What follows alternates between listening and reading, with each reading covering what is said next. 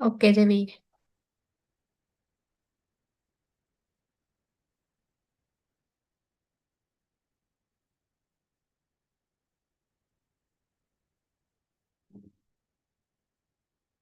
Mulai yuk ya.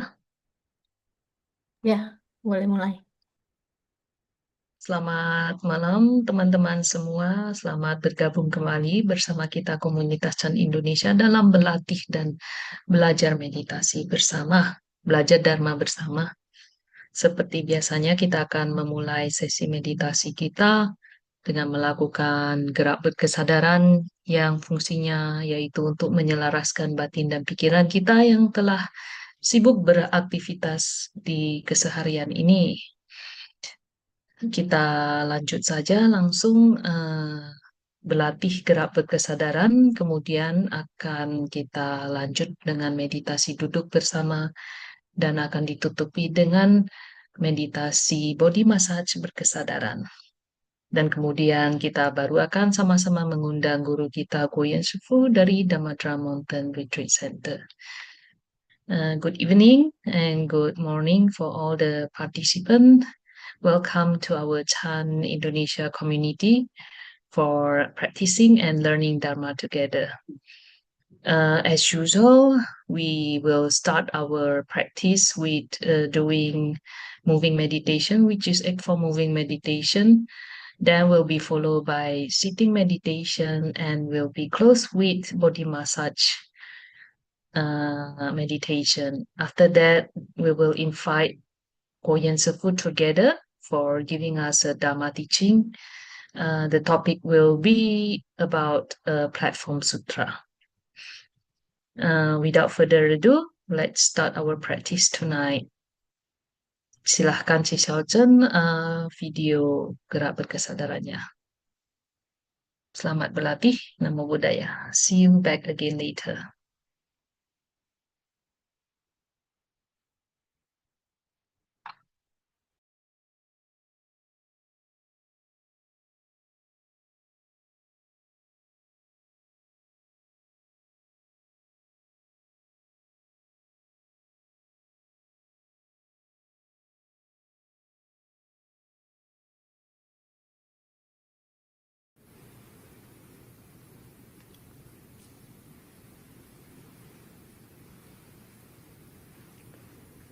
Good day, everyone. We will begin with the exercise. When we do the exercise, remember always use our body as a grounding place and fully aware of the movements of the body, the sensation of the body. When we are aware of the movement of the body, is to aware of the main part first and then continue on to the entire body. So we will begin with the warm-up exercise. First of all, stand with feet apart, and the width of the feet is the same with the width of our shoulders, and our feet are parallel. The first one is to swing your arms left and right, wide, turn your body left and right.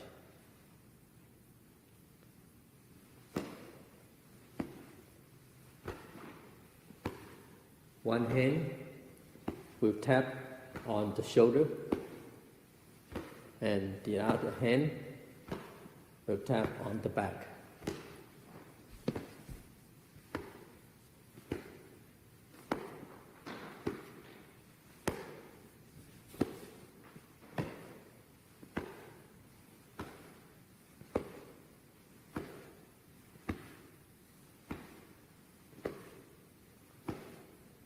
Fully aware of the movements of the waist,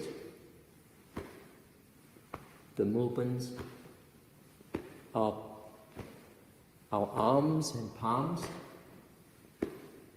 and aware of the movements of the entire body.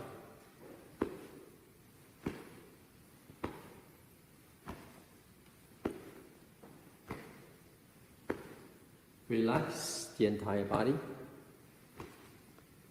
aware of the sensations of the body,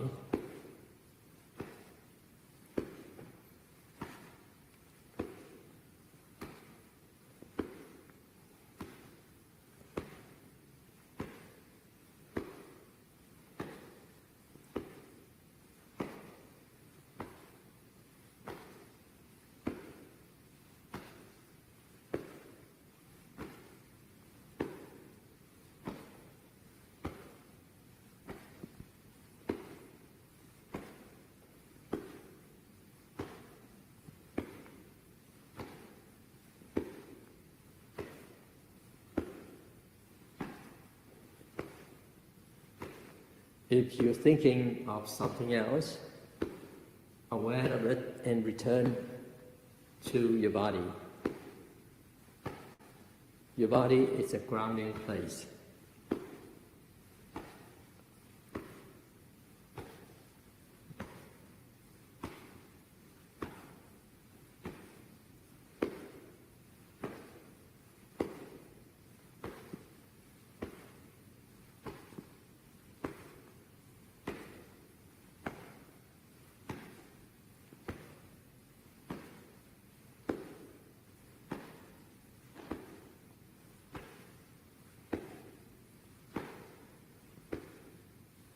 Enjoy the time that you're here and now.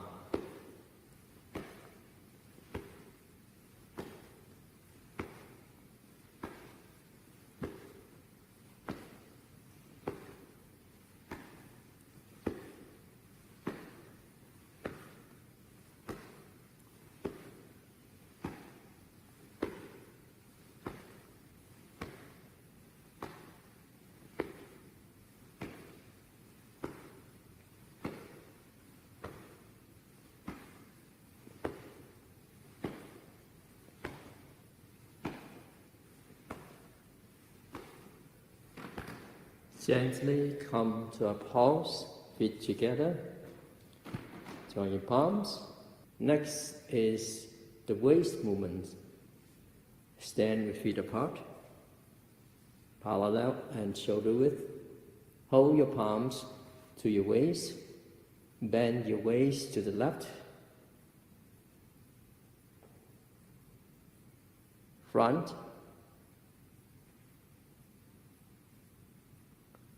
right, and back.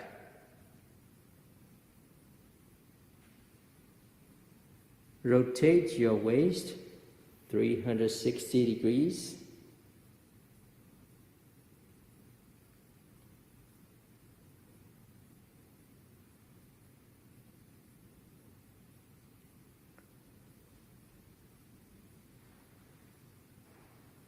Fully aware of the movements of the waist that guiding the entire body.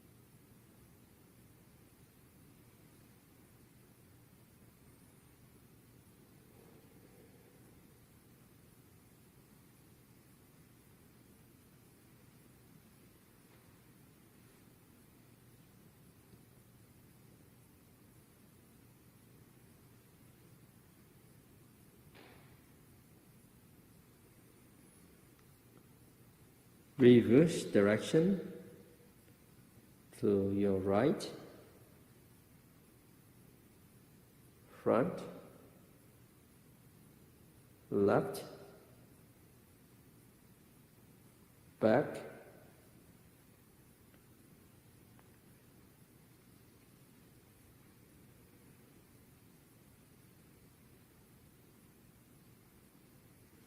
your movements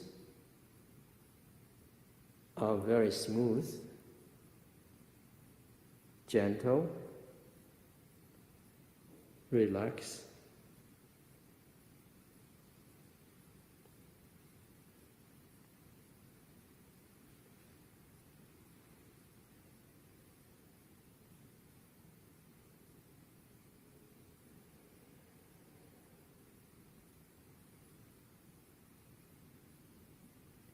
Enjoy your movements right there.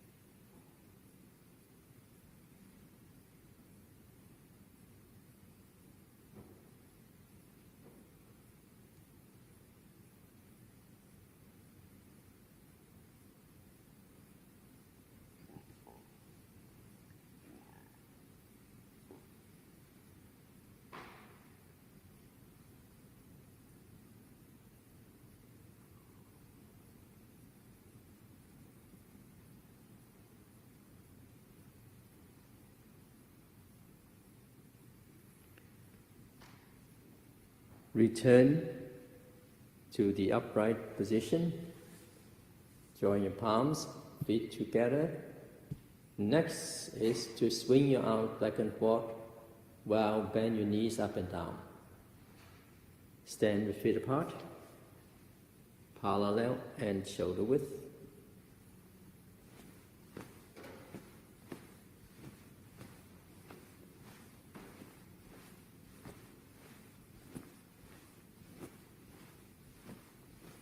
Aware of the movements of your arms.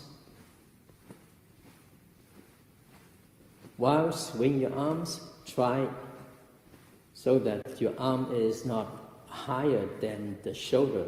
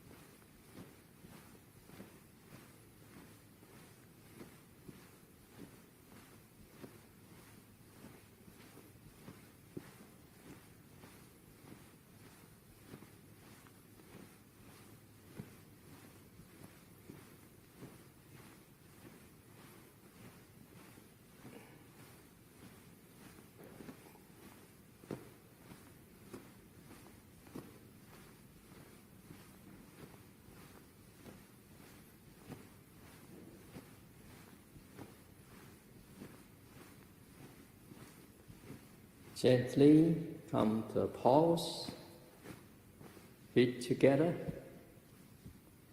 join your palms. Next is knees movements. Place your palms to your thighs and bend your knees starting from the left, down, right and up. When bending down a little bit, your upper body will also slightly bend down.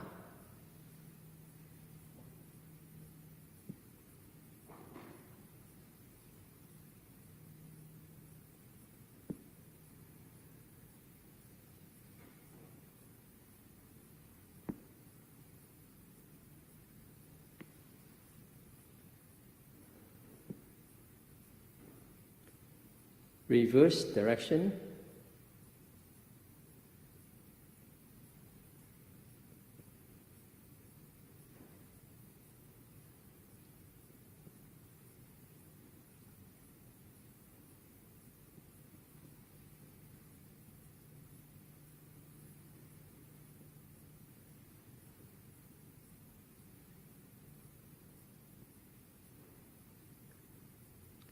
Return to the upright position. Next is extend left and right. Stand so that your feet forming a V and join your palms. Step to the left. Extend your arms. Your head also turn to the direction of the left. Now, first of all, the knees that in front should not be over the tips of your toes.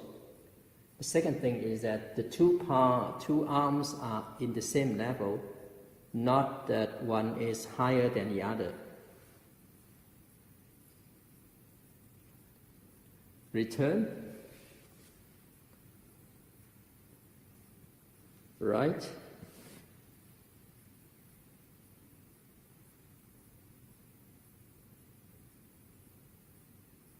Return.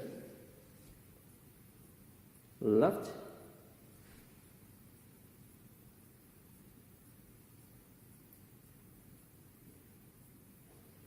Return. Right.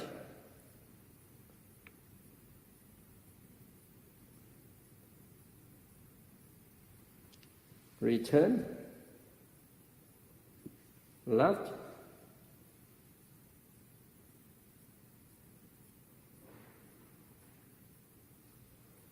Return. Right.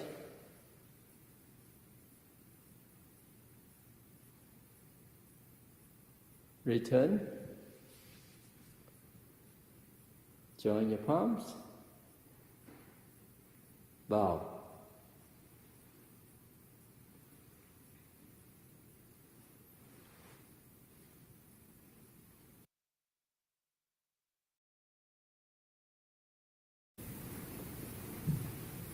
So we are ready for meditation. You loosen everything that is tight in your body,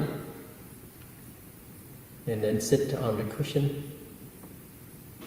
Start with joining your palms. Place your palms, place your awareness to the tips of the middle fingers.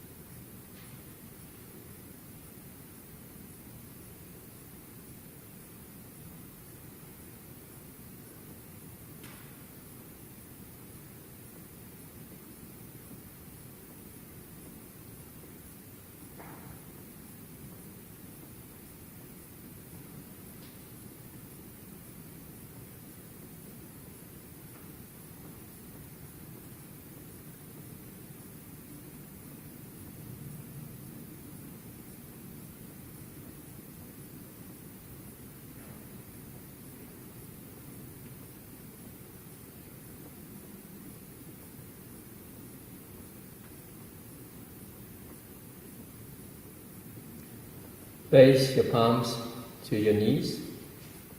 We will do the head movements, starting from the left, front, right, back. Again.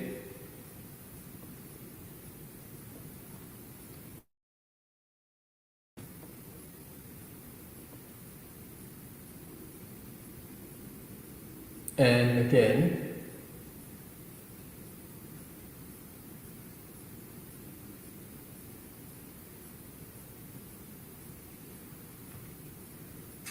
Reverse direction. Right, front, left, back. Again.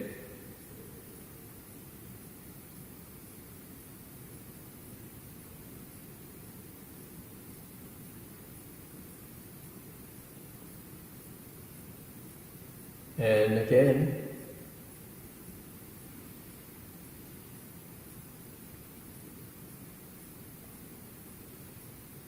Return your head to the upright position. Now do the 3 deep breathings. Make your palms like this and place your palms to the abdomen. The navel will be in the center of the oval shape. Breathe in to your nostrils. Bend your body down. Breathe out to your mouth.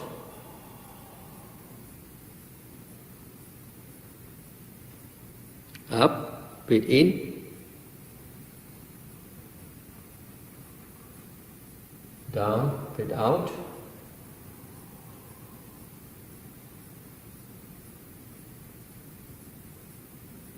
Up, breathe in.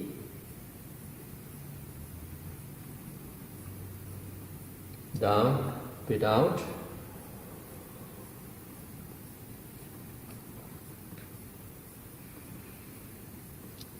And up.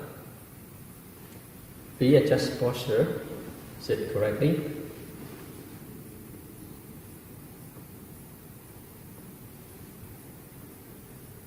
Now check the entire body. Make sure that all the muscles are loosened.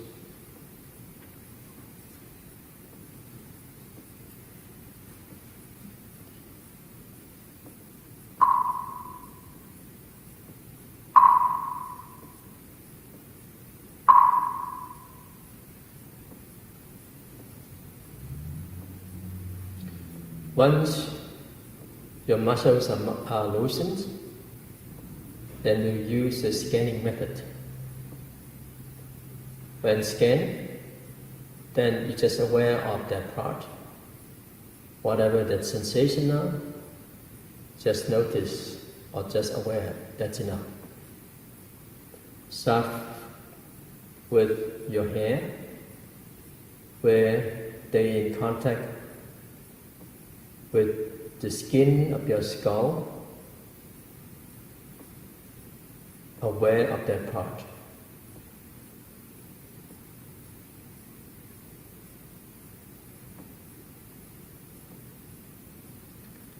Your forehead, aware of the sensation of the skin of your forehead.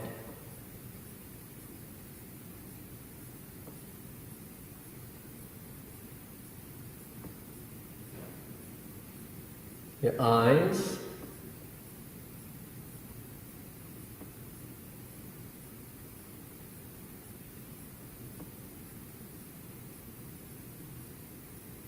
your cheeks,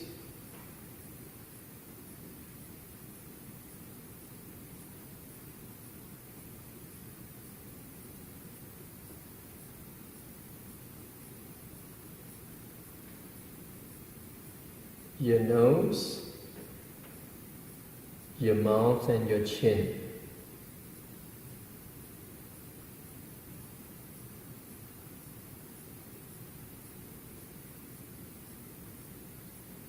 And then to your neck, the skin, the muscles of your neck.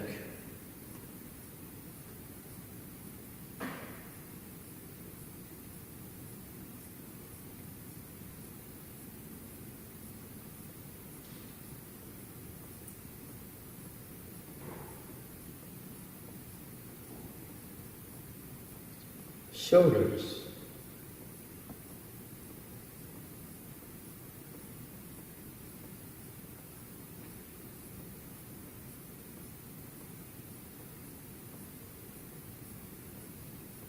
upper arms,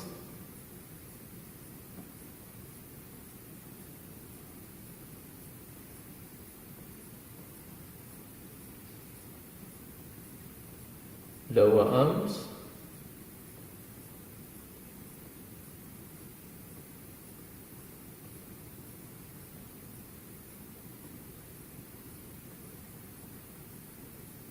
your palms,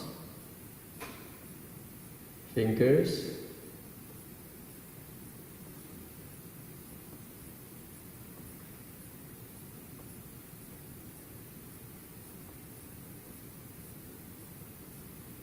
your chest, the skin, the muscles of your chest.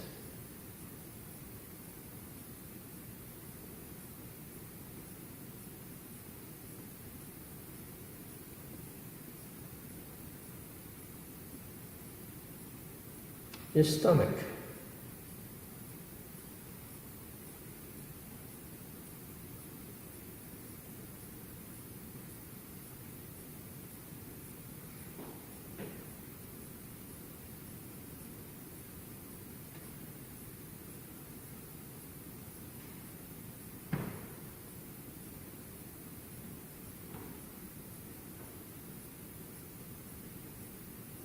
your back,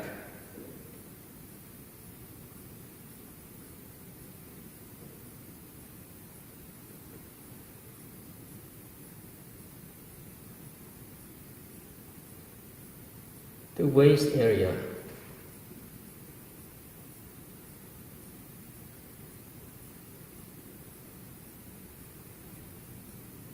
your buttocks, the touching feeling of the buttocks to the cushion. Put all your weight down to the cushion.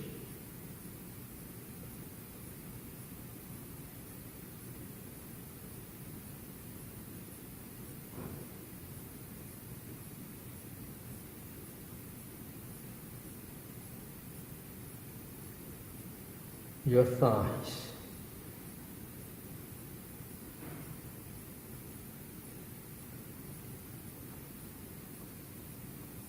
your calves,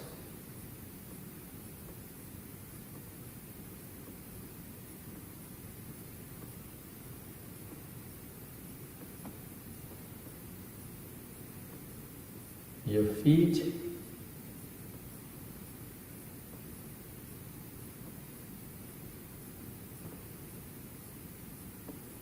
return to the entire head,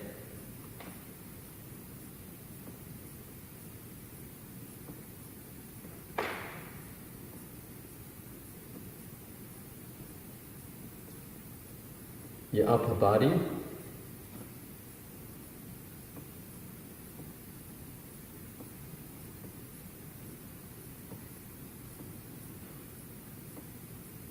your lower body,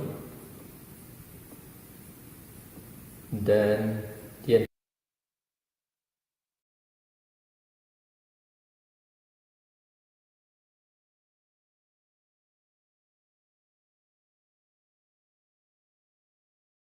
entire body that's sitting here. You're calmer and calmer.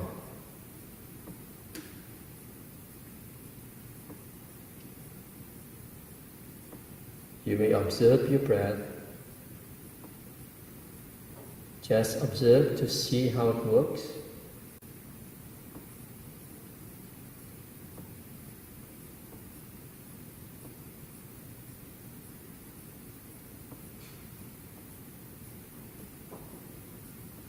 And then,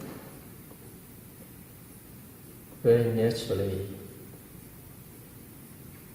you will follow your breath to your nostrils,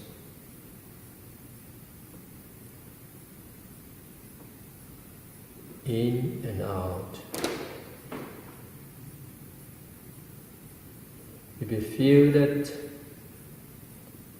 you want to use the counting method, then go ahead.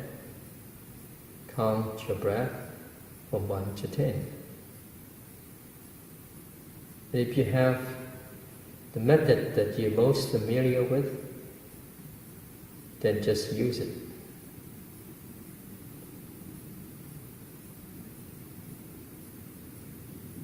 Don't mind your wandering thoughts.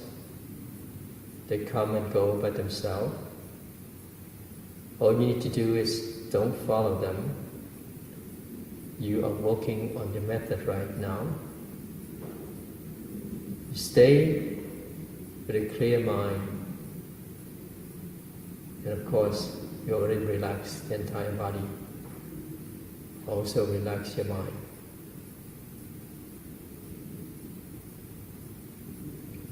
Just pick up your method again and again. Please continue.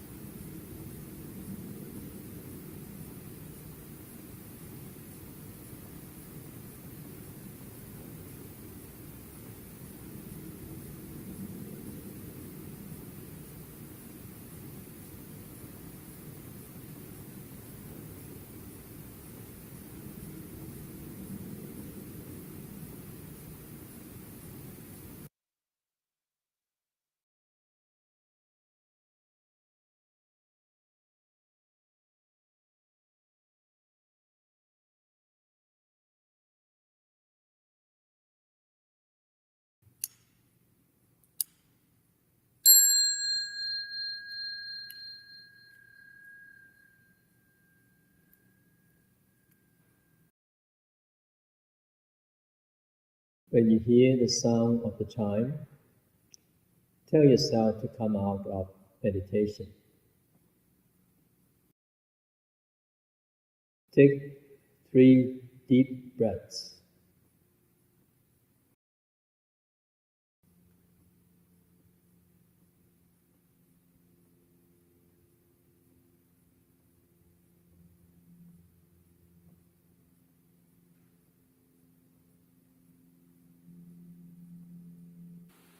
Move your fingers.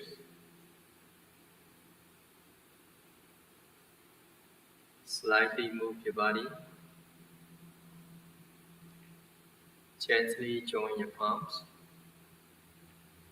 Place your palms to your knees and rotate your body from small circles to bigger circles.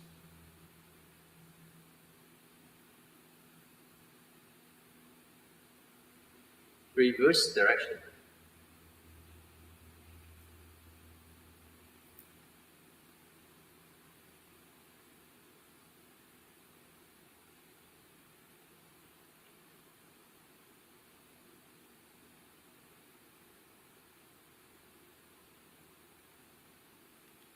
And massage. Rub the back of your thumb so heat is created. And then press your eye sockets inward to outward.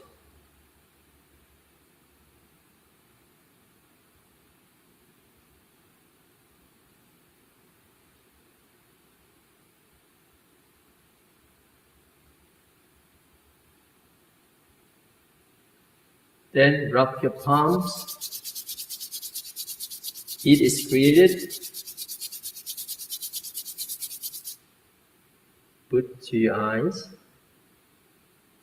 Release. Again.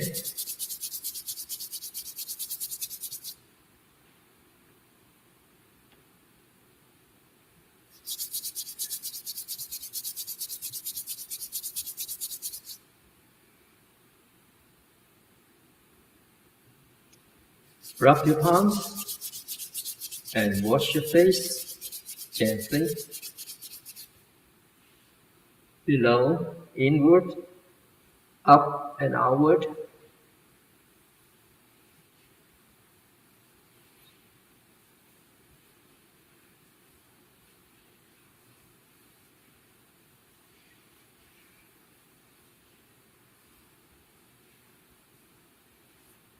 And then place your palms like this.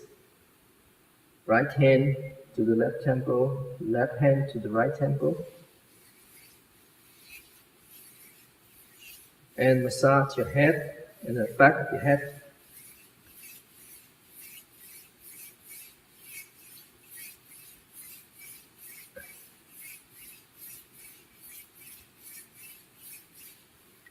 And then massage your entire head.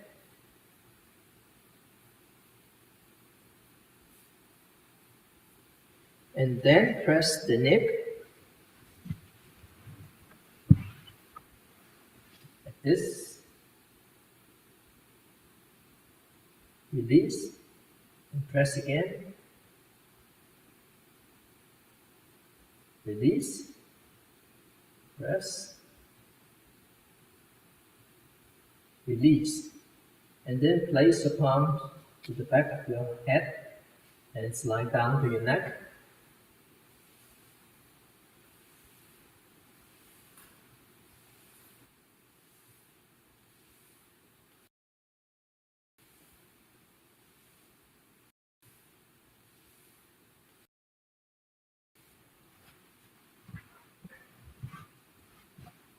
And then your ears, squeeze from the edge and inward.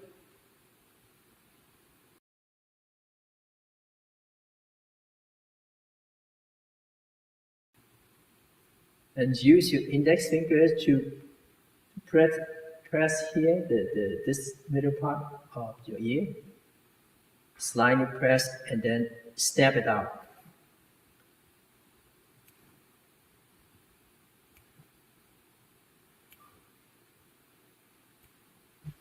And then use your finger to rub the shoulders, the muscles of the left shoulder, and rub the shoulder joint.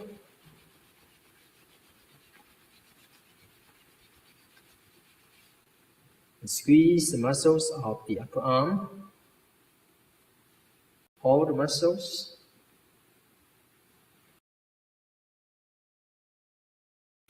Rub the elbow. And then also inward. And then they squeeze the muscles of the lower arm.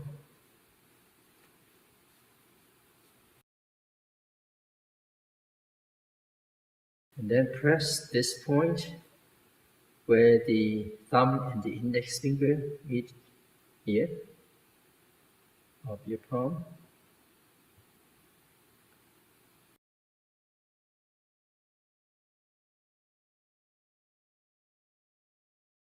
On the other side, the right shoulder muscles, squeeze, rub the joint, squeeze the muscles of the upper arm.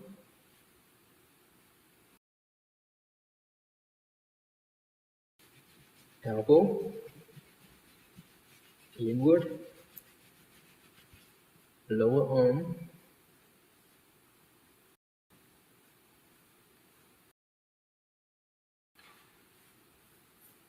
and this point.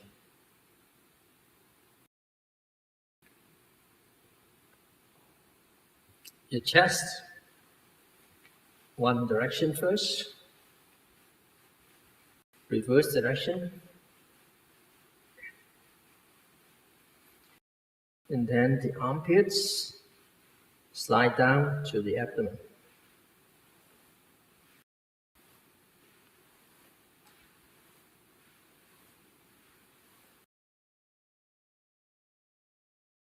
The stomach, one hand on top and one on the other. Just do one direction. Start from the left, down, right, up. Do it slowly.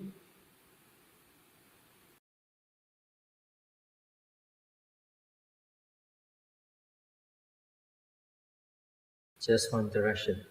Now in the back, you grab the back where it's hard to reach.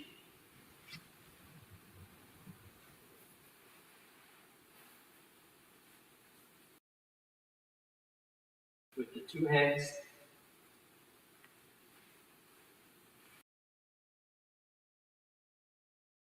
Then use your knuckles of the fingers here to press the shoulder blade on the side. And then the other side.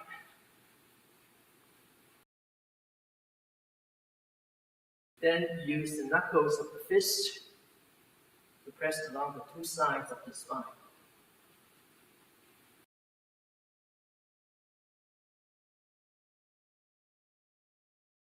Then use the back of your palms, rub,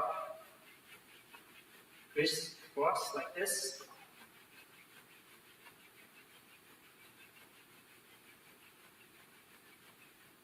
Then use your palm to rub the lower back up and down like this.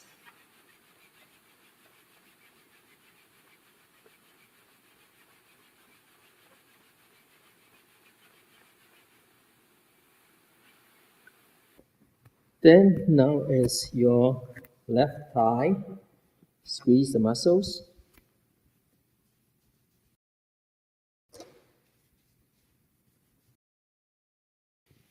The knee.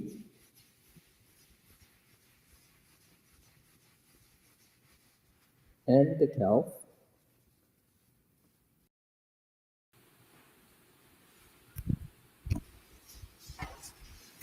Now you find the the shin bone, and then the left side of the shin bone. Use your left hand, place to your knee, and then the ring finger will point to the middle finger will point to the shin bone, and then the ring finger, below, two fingers below. You'll find that groove, and you press, and you press, and you press, and then you press down.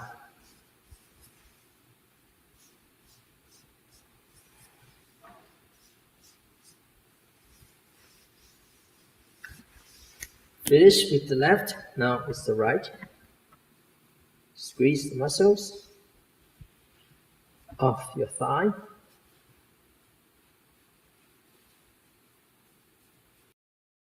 And then the knee.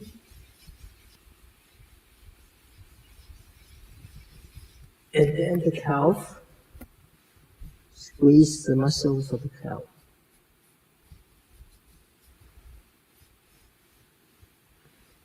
And find the right side, the right groove of the shin bone. Press, press, press, and press down.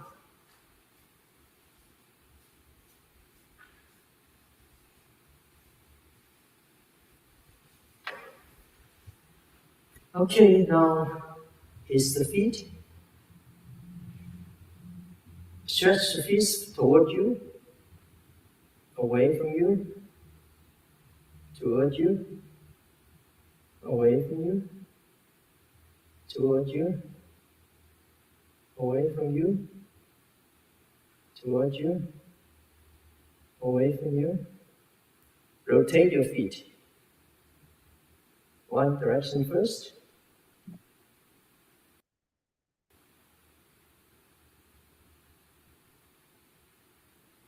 Reverse direction.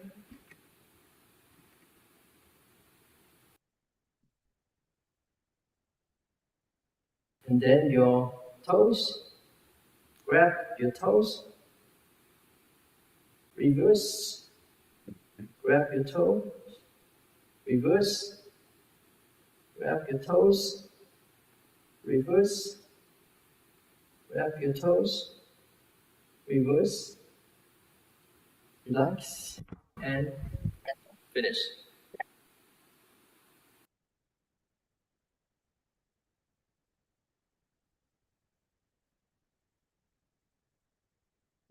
Welcome back, everybody. Selamat bergabung kembali. Now we have reached a session of Dharma teaching that will be given by Guo Yuan Shifu from Dharma Mountain Retreat Center, USA.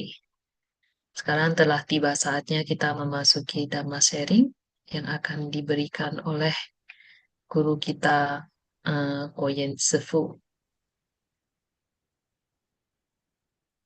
Yang topiknya adalah pembahasan dari topik platform Sutra. So the topic that will be given will be the discussion of Platform Sutra book. Let's together, let's on our video. Let's turn on our video.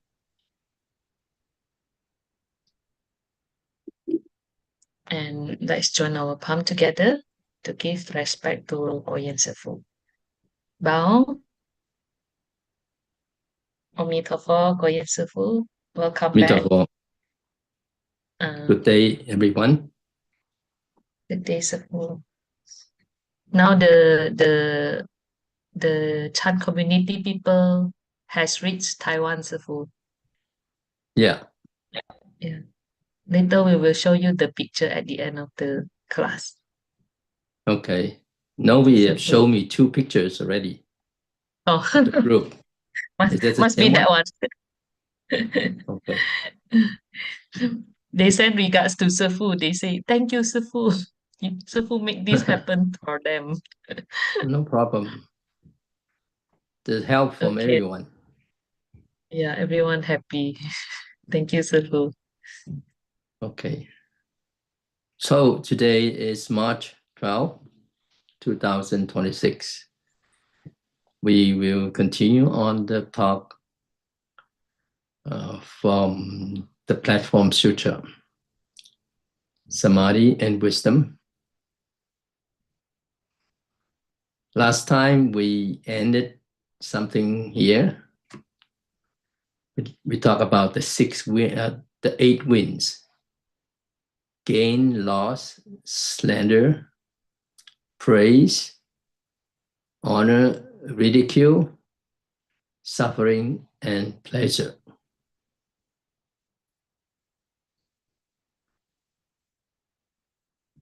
So that's what happened with and then the meaning of do not dwell on prior circumstances is this: when facing these 8 winds, what you're facing now, what you have encountered before, and what may happen very soon, you must keep the mind like a mirror. Only then can you reach the state of the 8 winds cannot move you. Otherwise, your mind is like a puddle. Just a tiny breeze wrinkles the surface. A slightly stronger breeze produces big waves. So what we have heard, you must truly apply, unmoved by the 8 winds, is immensely useful. Being moved by the 8 winds is useless, but you must practice gradually.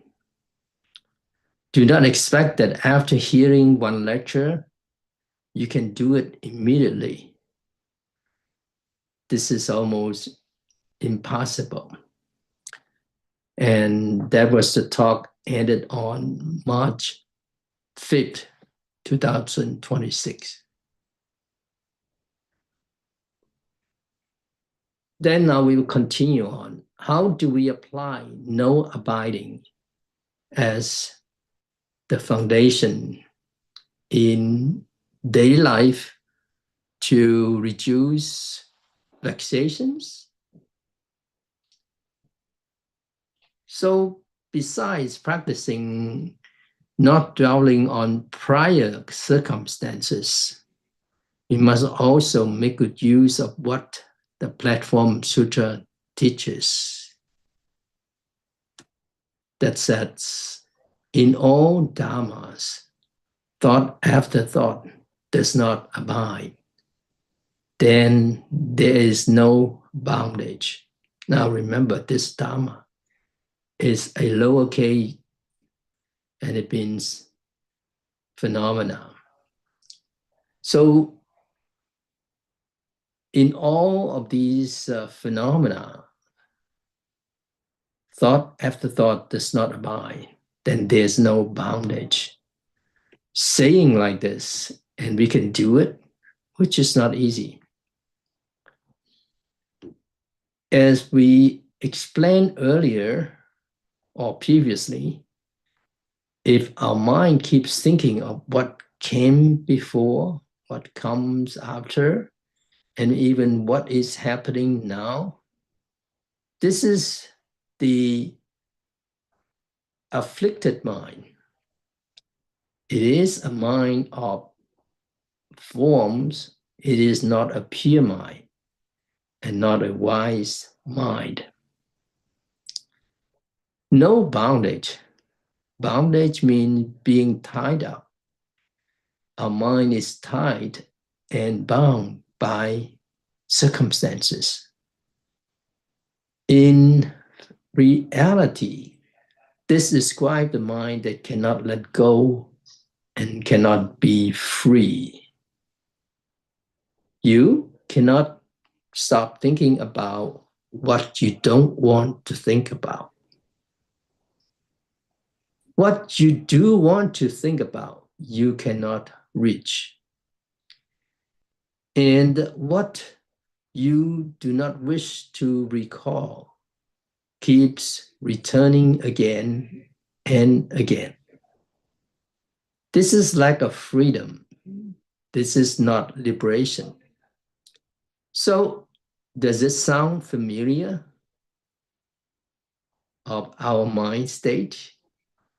Yes. So if your mind keeps calculating personal gain and loss, advantage and disadvantage, then it will certainly be affected by the environment. Certainly be thinking backward and forward, and therefore it cannot be at ease. It is bound by circumstances. But if your mind does not calculate gain and loss, does not measure whether something benefits you or harms you, then you truly leave the bondage of vexations. How? By not clinging, thought after thought, to any phenomenon in all dharmas. Only then can you achieve the goal of a mind that is not bound. It sounds like you understand, but again, is it easy to do? Of course, not so easy. Perhaps it means what we are talking about here, thought after thought does not abide. No matter what we say, your mind doesn't even hear it, and you don't care. Is that right? Well, it is not easy to do. But not easy does not mean impossible. We must move in this direction.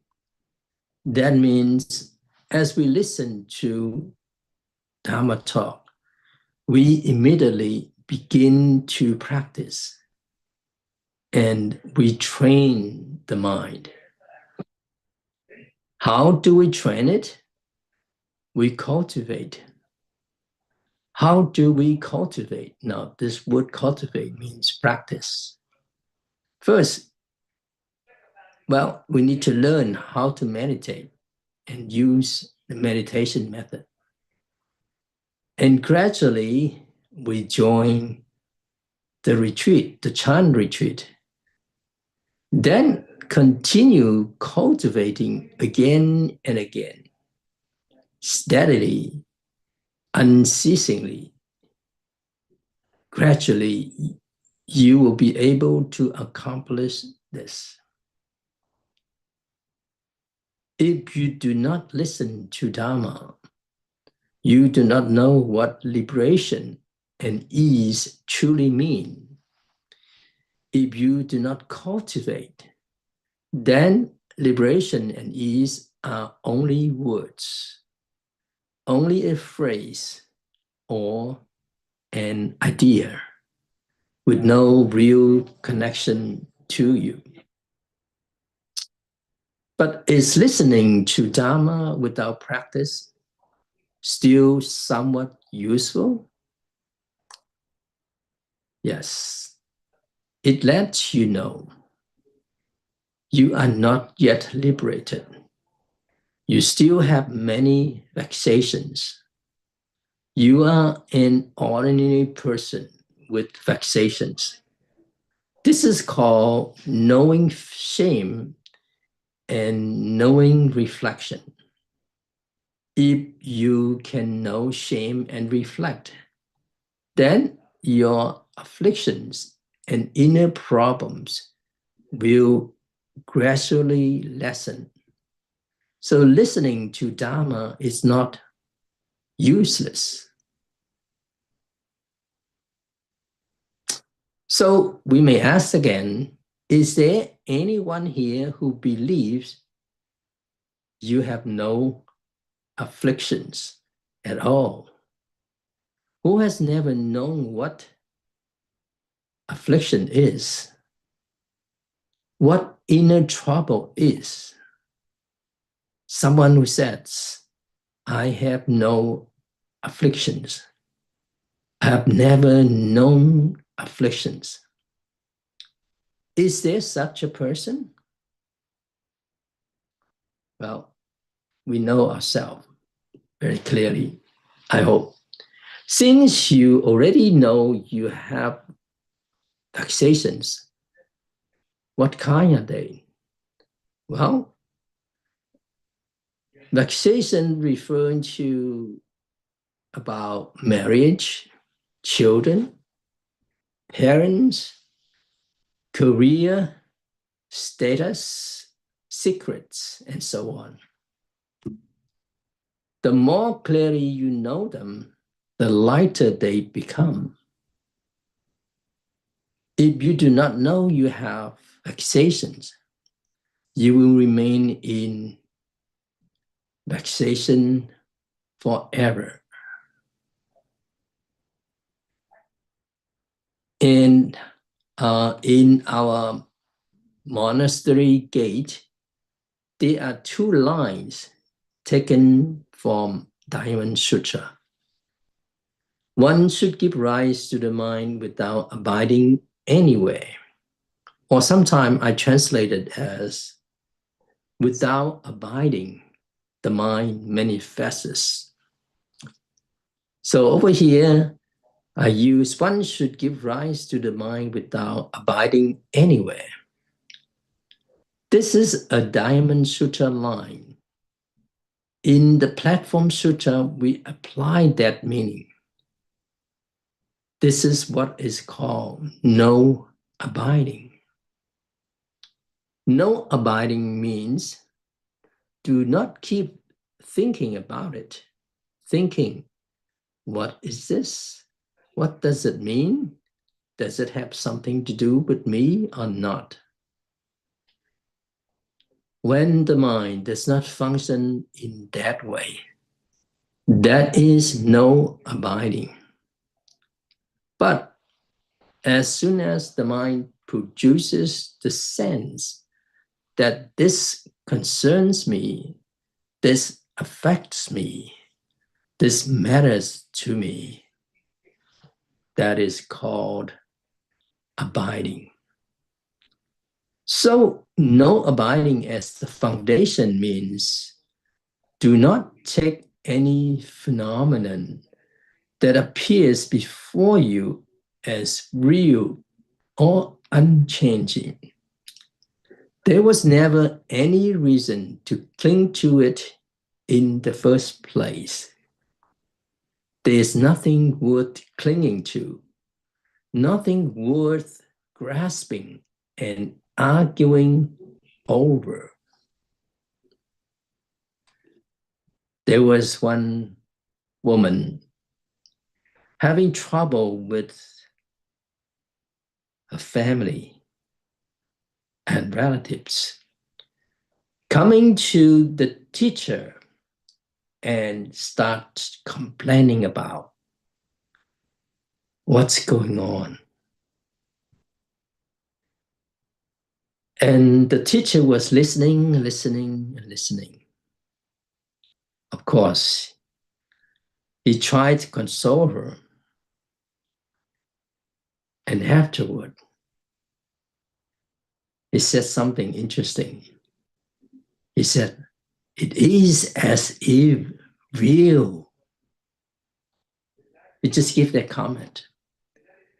So, well, this is what most of us are like this. So if you truly wish to attain liberation, if you wish for the mind to be free and at ease, if you wish to leave vexation and gain wisdom, then the fundamental method is the mind abides nowhere. Do not let the mind be stirred by whatever appears before you. Only then can liberation be accomplished. But no abiding does not mean that the mind becomes like a dead person. That's not the case. Seeing something and claiming you did not see it. Hearing a sound and claiming you did not hear it. Seeing a person and claiming you did not see them. That is not it. You still see, we still see. You still hear, we still hear. We still speak, and we still act as usual. But the mind leaves no trace. Yeah, saying that is easy. But somehow we need to practice. And when a bird flies across the sky, listen to this. When a bird flies across the sky, is the bird still in the sky afterward? The answer is definite, no. But did the bird fly across the sky? Yes, that's the answer. But the bird has already passed. Do not keep thinking there is still a bird in the sky. What about dog? Let's continue with this. Does a bird turn back to look at the path it just flew, thinking, let me take another look at the route I just traveled? Is there such a foolish bird? Of course not. But human beings are often even more foolish than birds. Sometimes we are like dogs. A dog worries it might forget the road it walked. So it urinates along the way. When it comes back, it smells the urine to confirm, yes, this is my path. In that sense, a dog is even more foolish than a bird. Now ask you again, when the bird flies across the sky, is that abiding or no abiding? You know the answer. Of course, no abiding. When the dog urinates everywhere to mark the path, is that abiding or no abiding? Abiding, right? So, you have heard it clearly. Should we learn from the bird or from the dog? And in fact, we may be worse than dogs. Why? Dogs only remember the road they actually walked. But human beings are kind of strange. We cannot forget roads we walked. We constantly talk about where we went, what we did.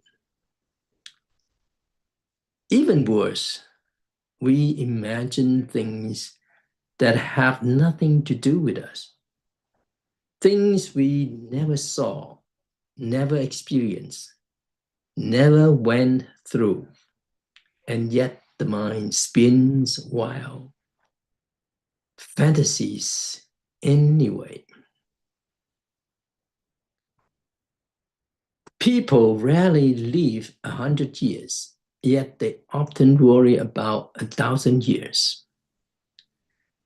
Few people live to 100, but they worry about what will happen to 1,000 years later, worrying that 1,000 years from now, people will scold their name, or hoping 1,000 years from now, people will still praise them. And some even chase a fragrant reputation for 1,000 ages, pursuing empty fame. So the question is that, will a dog think about being praised 1,000 years later? Of course not. So in this respect, human beings can be even worse than dogs. We cannot let go. That's why. We cannot abide nowhere. We are not as good as birds, not even as good as dogs. But human beings are called the most spiritual of all creatures. Why? Because we can reflect. We know we are not as good as birds or dogs.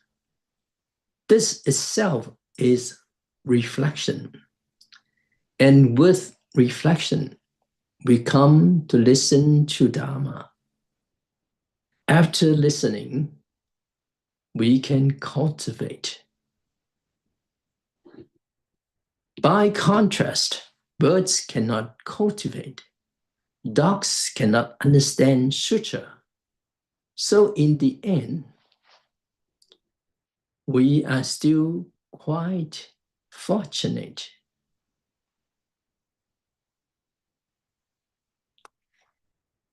Now let's go back to the translation. Good friends in the Dharma.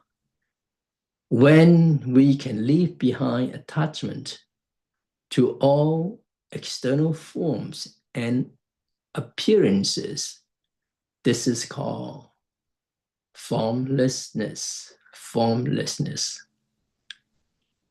So form refers to all characteristic of phenomena, everything that appears in the world. This includes material things, mental states, bodily processes, and the countless natural phenomena around us. The Diamond Sutra says, if one sees that all forms are not true forms, then one sees the Tathagata. This means that all phenomena have no fixed, eternal nature and no changing identity. Therefore, we are taught to be in contact with forms, yet remain free from attachment to them. We do not deny the existence of phenomena, but neither do we cling to them. I repeat this one. We do not deny the existence of phenomena, but neither do we cling to them. So we don't deny the existence of phenomena, but we do not attach to them. Forms may appear, but the mind should not grasp them. When the mind does not abide in forms, this is called formlessness. So this word formlessness, we cannot understanding it as nothing there. But it just means that no clinging, no attaching.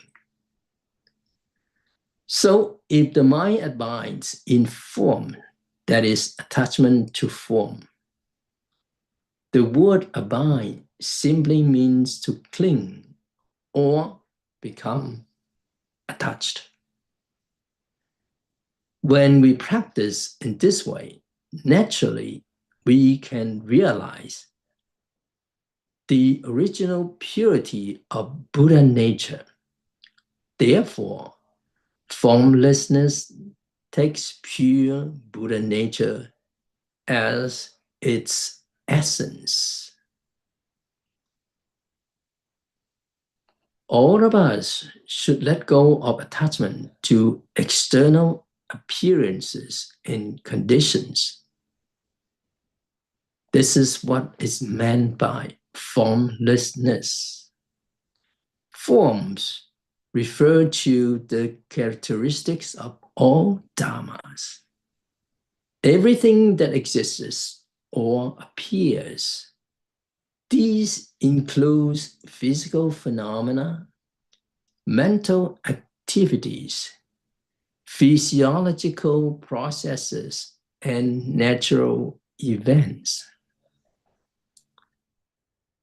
The Diamond Sutra teaches that when we see that all forms are not truly fixed forms, we see the Tathagata.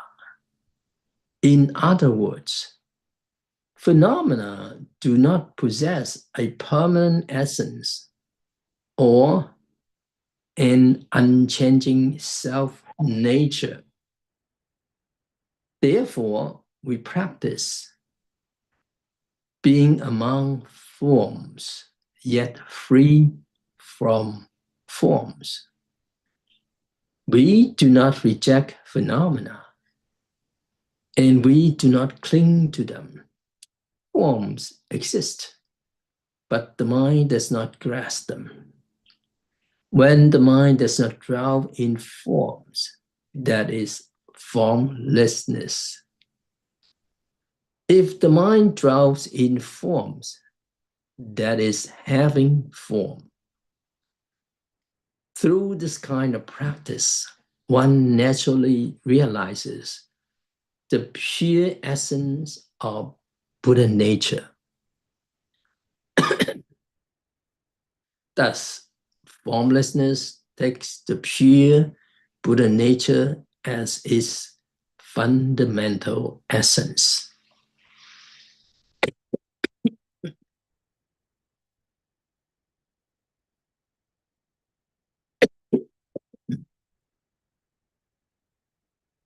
What does essence mean?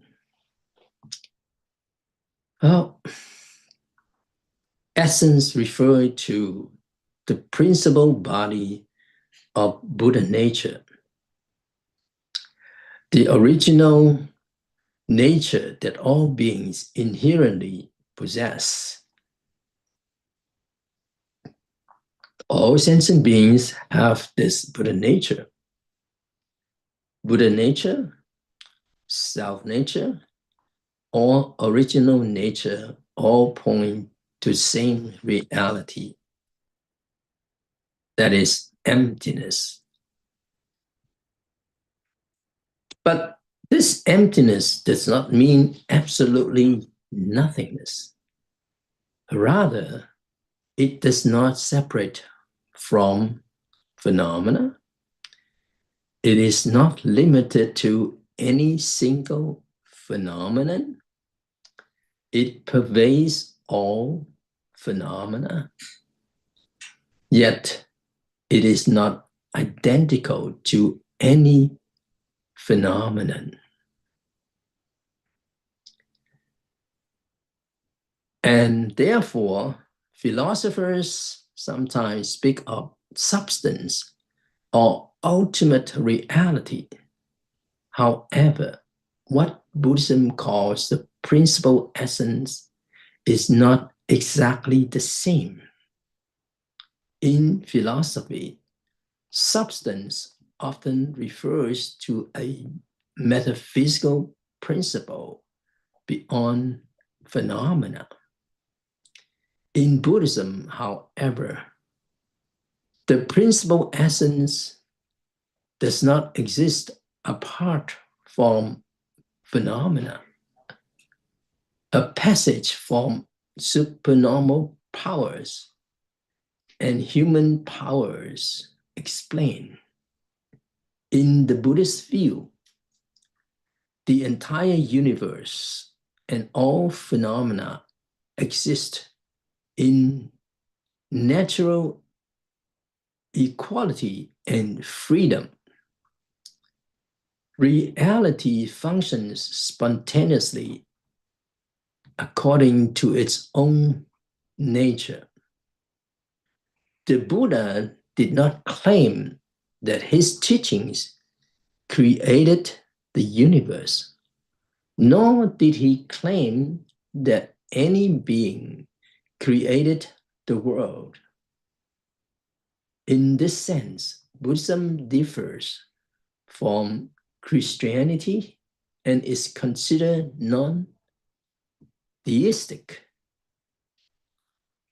At the same time, Buddhism does not assert that there is some ultimate substance underlying the universe, nor that humans are merely a small part of a divine whole.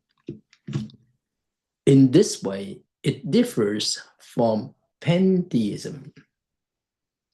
However, pantheism teaches that a person may merge into the infinite universe and become infinite. In Buddhism, when a person becomes a Buddha, the Buddha nature also pervades all things, coming and going freely, present everywhere. In this respect, it may seem somewhat similar to pantheism. Yet, Buddha nature belongs to everyone, and each being realizes Buddhahood individually. After enlightenment, each Buddha still has their own name and their own Buddha nature, their own Buddha land. Buddhahood is the elevation and transformation of each individual's self-nature. Even though one can merge with the boundless Dharma realm, one's individual value and identity do not disappear. This differs from pantheism, which holds that once one merges with the infinite, individuality is lost entirely.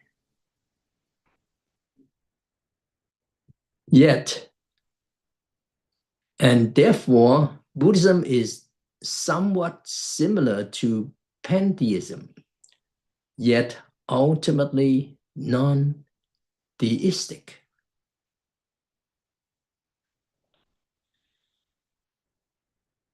Okay, so let's continue. What does taking formlessness as the essence really mean? What does living forms lead to the purity of the Dharma body? First, there must be forms.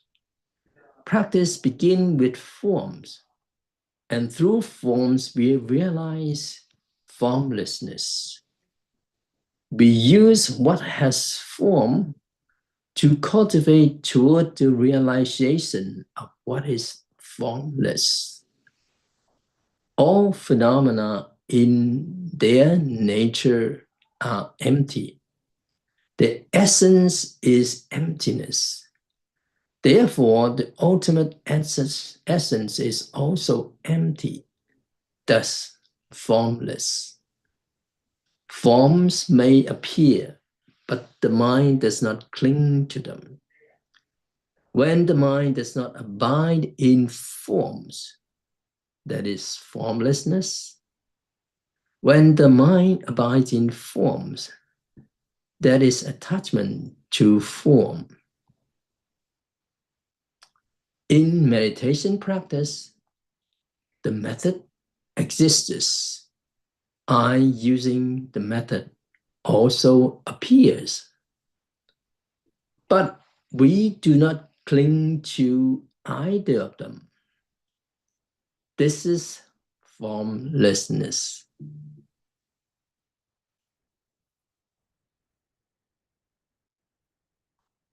So, good friends in the Dharma, when the mind is not stained by circumstances or object, this is called no thought. So we are talking about this no thought. At the same time, within one's own thoughts, one remains free from attachment to external conditions, not allowing the mind to arise in response to objects. However, if someone simply tries to stop thinking about everything, eliminating all thoughts until nothing remains, this is a serious mistake. If a person completely cuts off all thoughts so that not even a single thought arises, that state resembles death. One would simply die and then be reborn elsewhere. That is completely wrong. Those who study the way should reflect carefully on this. If one does not understand the meaning of Dharma, one may mislead oneself, and even worse, mislead others. Being deluded oneself and unable to see clearly, one might even slander the Buddhist scriptures. For this reason, this teaching establishes no thought as its central principle. So, good friends, why is no thought established as the guiding principle? Because some people claim they have seen their true nature, yet the deluded still give rise to thoughts whenever they encounter external conditions. Once thoughts arise, wrong views arise along with them. And from this come all kinds of worldly afflictions, delusions, and false imagining. In reality, self-nature originally contains not a single Dharma that can be obtained. If someone claims to gain something, speaking of fortune or misfortune as something obtained, that is already the product of delusion and mistaken views. Therefore, this Dharma gate establishes no thought as its fundamental principle. Well, we continue on explaining. Good friends in the Dharma, when our mind comes into contact with circumstances or object, the mind should not be influenced by external conditions in such a way that attachment arises. When the mind does not become stained by external situation, this is called no thought. As mentioned earlier, events constantly occur before us, and various thoughts arise in the mind. Sometimes the thought that arises may not even be directly related to the situation we encounter in daily life.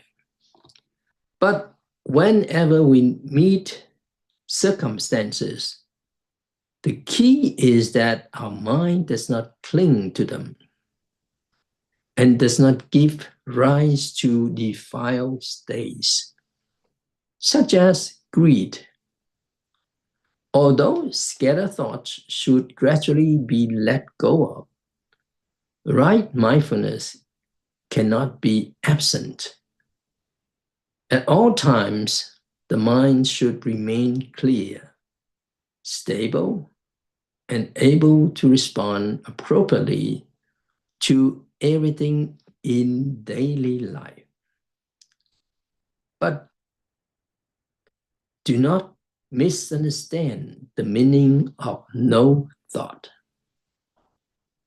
No thought does not mean that the mind becomes blank or empty like a void. It does not mean that nothing exists in the mind. As if the brain were completely empty, like a blank sheet of paper or a piece of stone. Nor does it mean forcibly suppressing or crushing thoughts so that they cannot arise. That is not the true meaning here. If someone reaches that kind of condition, it is almost like being dead. A dead person's thoughts have stopped in this life. But immediately after that, they are reborn elsewhere and thoughts arise again. So we should not mistake not producing a single thought as something like being dead. We cannot die, and we should not try to become like a dead person. Even if a person dies, it is not true that thoughts cease forever. After rebirth, thoughts arise again. Therefore, this interpretation of no thought is completely mistaken. For this reason, those who cultivate the way should carefully reflect and understand this deeply. If you do not understand the meaning of the Dharma and misunderstand it yourself, that is already unfortunate. But if you misunderstand the Dharma and then teach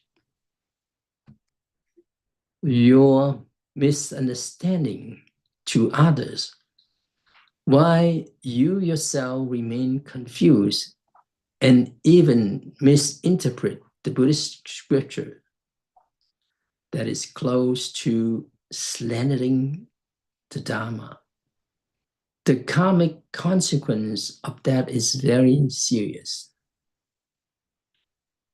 So therefore, when saying that no thought is the central principle, it means that when encountering circumstances, the mind does not give rise to attachment and is not stained by them. It does not mean that the mind had no thoughts at all. Okay? So I will stop here for this moment.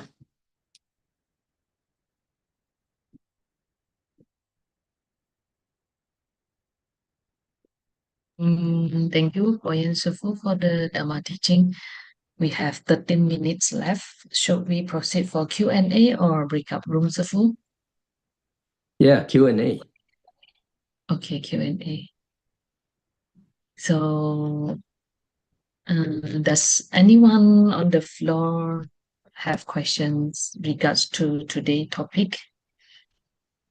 If you do, you can type it in the chat box, or you may directly ask Sifu by turning on your video and your unmute yourself. Thank you.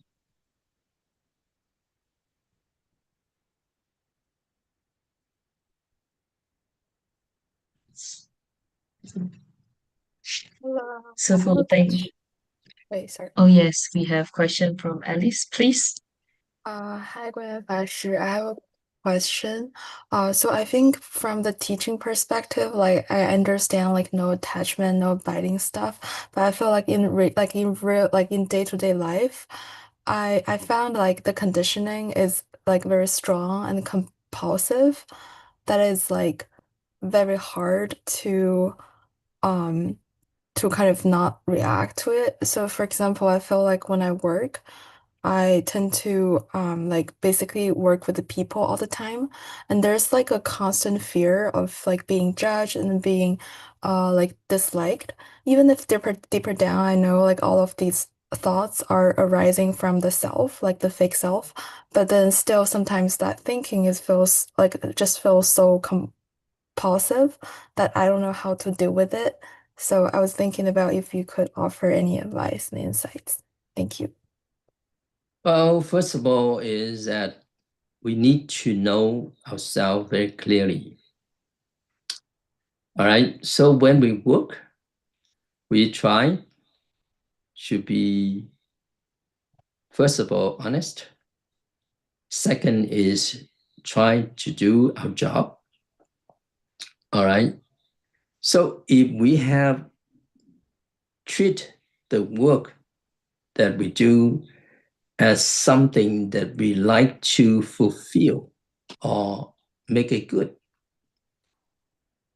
that's our intention. All right.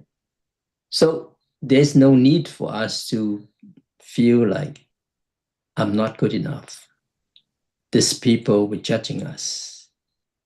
Whatever that is outside circumstances, you will never satisfy everyone.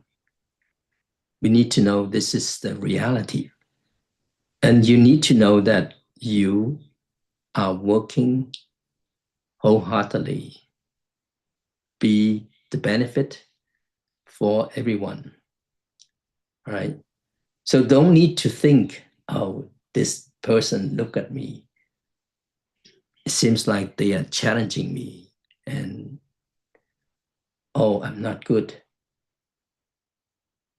It becomes like you need some confidence, but your motive, your intention is good intention. So you need to have that thought with you. All right. And when you have all these thoughts that are kind of negative in a way, then you don't let it continue on expanding. All right. Thank you. Now, whatever that we are talking about today, although it is right, but we need to know that actually saying it's easy, but doing it and actually practicing it, it just takes time. And gradually, you will feel more at ease with yourself than at ease with others. Because somehow you can do it. Even though it's a bit by a bit, that's fine.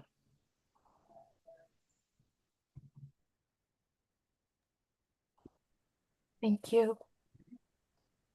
Okay, you're welcome. Thank you. Thank you so much for your Shifu, for keep reminding us to not abide in our thoughts. I think we ask again and again the same questions all the time, and you are very patient to repeat the answer again and again so that we understand more about it.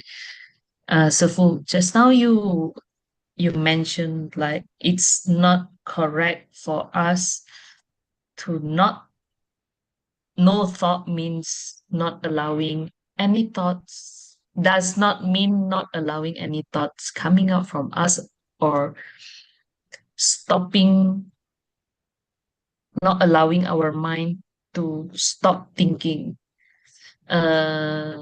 Because during our sitting meditation, there's a one method like counting the breath, like the beginner part of the meditation where we condition our mind so that we are so focused on our method so that the thought getting lesser and lesser and eventually become no thought. So how does this relate with today's talk, Sifu? What's the difference? Thank you. So like why this practice, when we practice meditation, we are conditioned, we are taught that using method so that there's no thought arise so that we can experience some awakening or something like that. But why in today's talk we are said that the other way around? Thank you, Sophie. Okay. The thing is here is that, first of all, you need to understand this word no thought.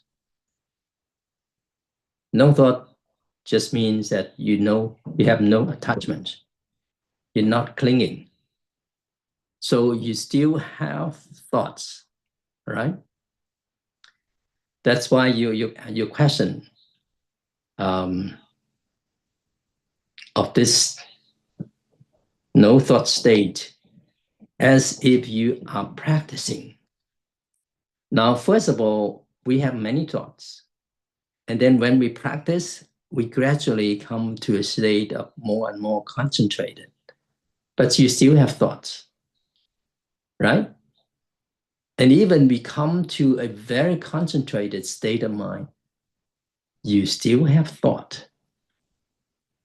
And when you are meditating, you are very concentrated, then you have just one thought in the sense that because it is thought after thought, you have the same thoughts. So it just seems like it's one thought, but actually is thought after thought, it's the same thoughts. All right. So you still have thoughts. All right. And the self-centeredness or the self is still functioning. And when we use the method again and again, you become one with your body and mind. All right. So you never leave from your method. Now, this become one. And again, we explain, you become one with the body and mind, and then you also become one with the body, the mind, and the environment. But that is still one. It seems like you don't have other wandering thoughts, but actually it becomes a very concentrated state of the mind. All right. So you still have that. And then the moment that you have to go beyond that, body and mind become one. Body, mind, and environment are one. You have to transcend that. Still, you don't have other wandering thoughts, but you still have thoughts. All right? So you have to go beyond that oneness state. And that is to break through the self-centeredness. So you say, this is no thought. But remember, this is no thought of no self-centeredness. You still have thoughts. You still function. But the self is not there anymore. The ego is not there anymore. But because it is functioning, just like abiding nowhere, yet it's functioning. Or without abiding, the mind manifests. That means you don't have self-centeredness, but you function in the world. So it's totally different with no thought at all. That is just you suppressing your thought. You don't let the thought come. That is different. All right?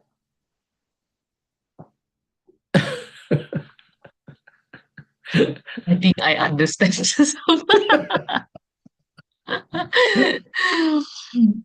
One is naturally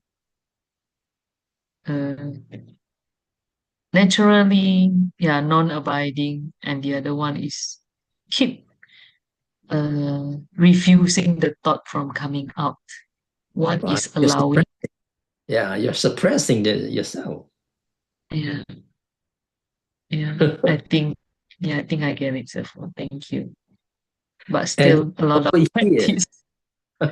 Over here, it's interesting enough that Master Huineng warned us, if we come to this so no thought, it's just like a dead person, instantly, if you die, then you reborn, and then you start to have thoughts again. This is very interesting for this talk. I mean, this part here, the teaching of, he said, if you really have no thoughts, you die and then you reborn again. You're not liberated.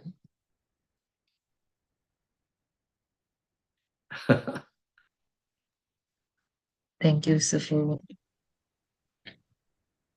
Any last question from other people before we proceed for transfer merit?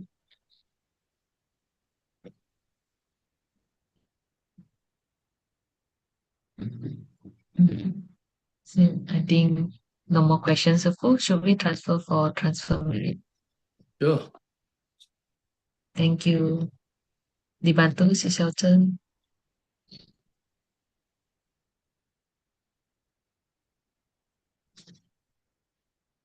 So please join your palms.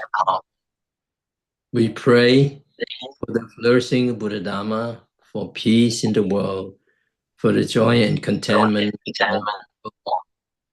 for the freedom and ease of body and mind. May sentient being depart from suffering.